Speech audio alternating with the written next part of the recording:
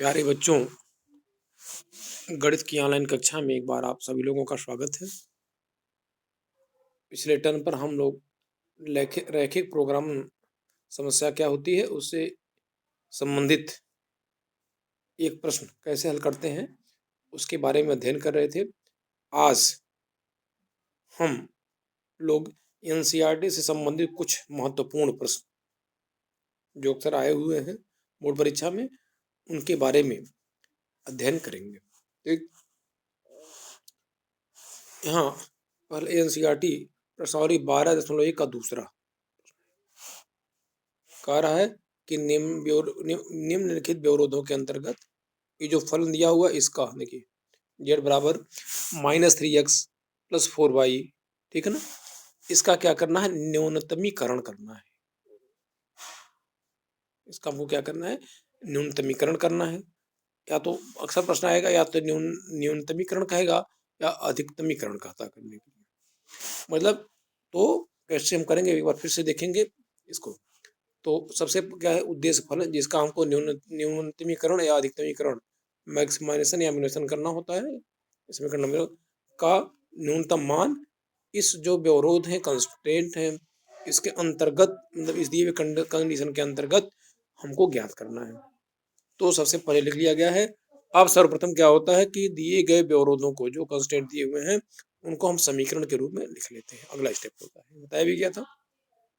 अब हमारा मुख्य उद्देश्य है चूंकि आलेखी विधि से हल करना होता है तो हम प्रत्येक जो भी समीकरण का मतलब यहाँ प्राप्त हुआ है, इसका मतलब क्या है कि वह एक सरल रेखा है। एक सरल रेखा का ग्राफ खींचते हैं, प्रत्येक सरल रेखा का। जैसे यहाँ लिखा हुआ है x + 2y = 8 वाला, ठीक, यहाँ लिखा हुआ। अब क्या करते हैं, हमारा ये देखना है कि ये सरल रेखा x अक्ष को किस बिंदु पर काटती है और y अक्ष को किस बिंदु पर काटती है। ठीक, तो हम एक चार्ट बना लेते हैं, x y लिख लेते हैं और दो कॉलम। देखिए x करते कुछ नहीं है, x बराबर 0 रख लेते हैं। तो जब यहाँ x बराबर 0 रखेंगे इसमें तो y बराबर कितना आ गया 4। देखिए यहाँ x बराबर 0, y बराबर 4। और दूसरी बार क्या करते हैं कि y बराबर 0 रख लेते हैं तो x समान कितना आ गया 8। मतलब ये बिंदु हो गया x बराबर 0, y बराबर 4, ये आ गया। और दूसरा आ गया कि जब y बराबर 0 रखे हैं तो x बराबर आ गया 8। मतलब ये दो बिंदु प्राप्त हो गया। हमने मान लिया ये है और ये b है। ठीक, चूंकि x निर्देशांक 0 हो गया इसका मतलब यह बिंदु y अक्ष पर स्थित है। यहाँ y निर्देशांक 0 है इसका मतलब ये x एक्सिस पर स्थित है। ठीक, इसका मतलब क्या हुआ कि यह जो सरल रेखा है यह इन दोनों बिंदुओं a 0,4 और b 8,0 से होकर के जाती है, जैसा कि अभी फिगर में देखा जाए। देखिए देखिए यहाँ फिगर बना हुआ है, वही सरल रेखा। ठीक, ये था x + 2y = 0। देखिए ये दो बिंदु a और b, a का निर्देशांक क्या है 0,4 है और b क्या है 8,0 से होकर के जा रहे हैं। ठीक, अब देखिए सेम चीज यही करते हैं कि इस सरल रेखा के जो दूसरा था इस सरल रेखा के लिए कर लेते हैं। कॉलम में एक चार तालिका बना लेते हैं। x बराबर 0, जब x बराबर 0 रखते हैं तो y का मान 6 हो गया और y बराबर 0 रखते हैं तो x का मान 4 हो गया। मतलब दो बिंदु हमको मिल गया, 0,6 उसको हमने c मान लिया और 4,0 उसको हमने d मान लिया। इसका मतलब कि यह जो सरल रेखा है इन दोनों y अक्ष को इस पे काटेगी और x अक्ष को जो है 4,0 पर काटती है। ठीक है, ठीक, तो इस प्रकार जो है यहाँ देखिए, ये देखिए ठीक है डी ये हो गया। देखिए ये सरल रेखा जो है इस पे काट रही सी का डी पे काट रही है। एक सरल रेखा ये है,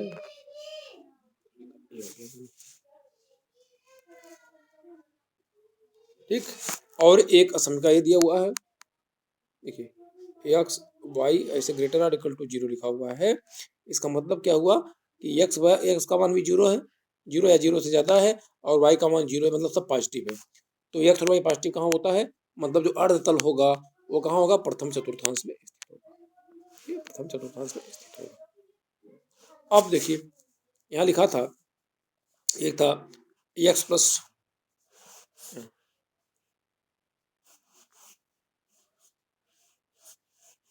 यहाँ पे दिया है,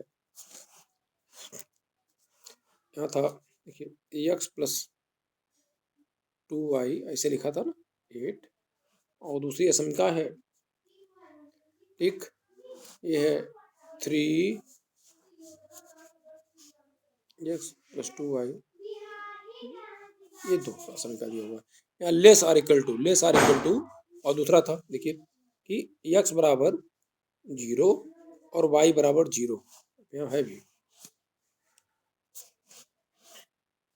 देखिए ये जो असमिका दी हुई थी यहाँ पे पहली असमिका के लिए x बराबर 0 और y बराबर 0 जब रखते हैं तो क्या हो, 0 लेस आर इक्वल टू 8 आता है, जो कि सही है। इसका मतलब क्या होता है, इसका मतलब है कि ऐसे लिखा हुआ है x+2y less or equal to 8, इसका मतलब क्या हो गया कि जो ये हमने फिगर बनाया, देखिए ये फिगर बनाया, ठीक, तो इसका जो अर्धतल होगा, या ये कहा जाए कि इसका हल होगा, इस रैखिक असमिका का जो हल होगा वो मूल बिंदु की तरफ होगा। सेटिस्फाई कर रहा है x बराबर 0 रखने पर, y बराबर 0 रखने पर, इसका मतलब ये मूल बिंदु के अंदर आएगा, ठीक।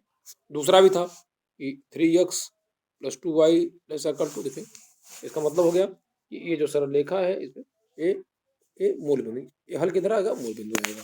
यहाँ लिखा हुआ है x, y greater equal to 0, मतलब कि जो हल आएगा ये x बराबर 0 क्या होता है, x बराबर 0 y एक्सिस और y बराबर x एक्सिस, तो दोनों पॉजिटिव का होगा जब ये हल प्रथम चतुर्थांश में हो, x और y का मान प्रथम चतुर्थांश में हो। तो इस प्रकार हम देखते क्या हैं, इस प्रकार हम ये देख रहे हैं कि पूरा जो कॉमन एरिया देखिए यहाँ आया था, यहाँ इसके अंदर आना चाहिए था, फिर ठीक इसके अंदर आना चाहिए था, फिर क्या है इसके अंदर आना चाहिए था, और इसके ऊपर और इसके ऊपर। तो जो कॉमन एरिया हमारा आ रहा है, कॉमन एरिया देखिए, ये कॉमन एरिया क्या है, यही है कॉमन एरिया, यही एरिया है जो सभी व्यवरोधों को यहाँ देखिए ऐसे ये संतुष्ट करता है, ठीक।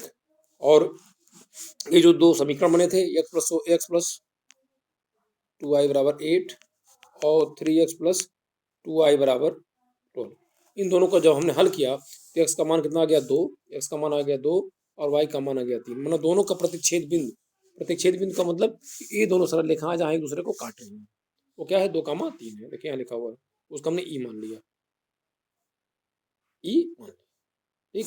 इस प्रकार हमें देखे कि हमारा जो उभयनिष्ठ पूरा का पूरा उभयनिष्ठ क्षेत्र ये चीज है, उभयनिष्ठ और चारों ओर से परिबद्ध है, देखिए एकदम परिबद्ध है, ओपन नहीं है कहीं, इसी के अंदर है, ओपन नहीं परिबद्ध है,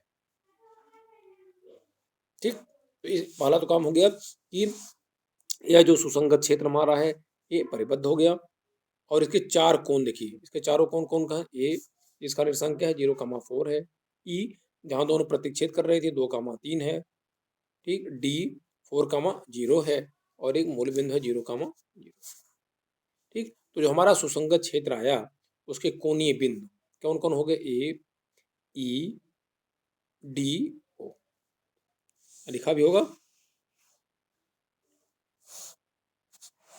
ठीक।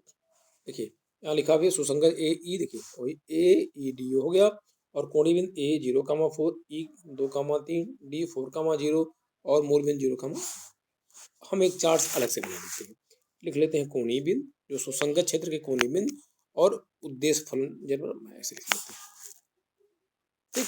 अब कोणीय बिंदु को लिखते ए 0,4, ई 2,3, डी 4,0 और ओ 0,0। अब जेड का मान इन बिंदुओं पर ज्ञात करते हैं, इन बिंदुओं पर, इसका मतलब करना क्या है कि जेड में जेड बराबर लिखा हुआ -3x+4y, तो एक्स बराबर 0 और y बराबर 4 रख लेते हैं तो यह आ जाएगा, फिर एक्स बराबर 2 y बराबर 3 रख लेते हैं तो यह आ जाता है। डी के लिए क्या हो जाएगा, एक्स बराबर 4 y बराबर 0 और 0, तो प्रत्येक बिंदु पर जेड का मान हमने लिख लिया, ठीक। देखिए आ गया, ये आ गया, और ये -12 क्या है, न्यूनतम मान है, -12 क्या है, न्यूनतम मान है। यदि अधिकतम मान कहता देखिए तो क्या हो रहा है, देखिए अधिकतम मान हो जाता है 16, आपको कह रहा है न्यूनतमीकरण, न्यूनतम मान ज्ञात करना है, तो न्यूनतम मान क्या है, -12। अब इसका कहता है जेड का न्यूनतम मान क्या है, -12 है, जो किस बिंदु पर प्राप्त कर रहा है, डी 4,0, जो कि बिंदु ए या डी 4,0 पर प्राप्त होता है, ठीक है, यही करना था कि जो वह उद्देश्य फलन था उसका न्यूनतम मान, न्यूनतमीकरण या न्यूनतम मान ज्ञात करना था, किस बिंदु पर मिलता है। इसी तरह से चाहे वो अधिकतमीकरण करना हो चाहे न्यूनतमीकरण करना हो, हम इसको इसी तरह से हल करते हैं। ये तो हो गया कि जब परिबद्ध क्षेत्र है तो मान लीजिए कि जो हमारा सुसंगत क्षेत्र है वह हो सकता है अपरिबद्ध हो या ओपन एरिया हो, तो देखा जाए प्रश्न कैसे हल करते हैं। ये चीज यहाँ लिखा हुआ है, देखिए एनसीईआरटी 12 का चौथा प्रश्न है, ये व्यवरोध दिया हुआ है, व्यवरोध के अंतर्गत इसी का मतलब ये उद्देश्य फलन है और ये कंस्टेंट है, ये व्यवरोध है। ठीक, इन व्यवरोधों के अंतर्गत इसका न्यूनतम मान ज्ञात करना है। तो सबसे पहले उद्देश्य लिख लिया गया, व्यवरोध हो गया। अगला हम जानते हैं क्या करते हैं कि सबको समीकरण के रूप में लिख लेते हैं। अब देखिए इसका अब यहाँ वही फिर हुआ यक्स वाई ग्रेटर देन 0, इसका मतलब हो गया कि जो हमारा हल आएगा, जो हमारा क्षेत्र आएगा या एक जो हल आएगा, ठीक, वह किसमें होना चाहिए, प्रथम चतुर्थांश में, चाहे सुसंगत, ठीक, मतलब सुसंगत जो क्षेत्र होगा हमारा कहाँ जाएगा, प्रथम चतुर्थांश में, यहाँ लिखा हुआ। अब इसके लिए क्या करते हैं, देखिए ये इसका ग्राफ खींचना है, तो यदि x बराबर 0 रख देंगे तो y बराबर 1 आ गया, ठीक, y बराबर 0 रखेंगे तो x का मान कितना आ जाएगा, 3 आ रहा है, मतलब दो बिंदु मिल गए। देखिए यहाँ पे 0,1 और 3,0, तो एक माने मान लिया एक a 0,1 और b को माने 3,0, मतलब यह सरल रेखा x अक्ष y अक्ष को इस बिंदु पर काटेगी और x अक्ष को इसमें काटेगी। यहाँ फिगर बना हुआ है, यहाँ पे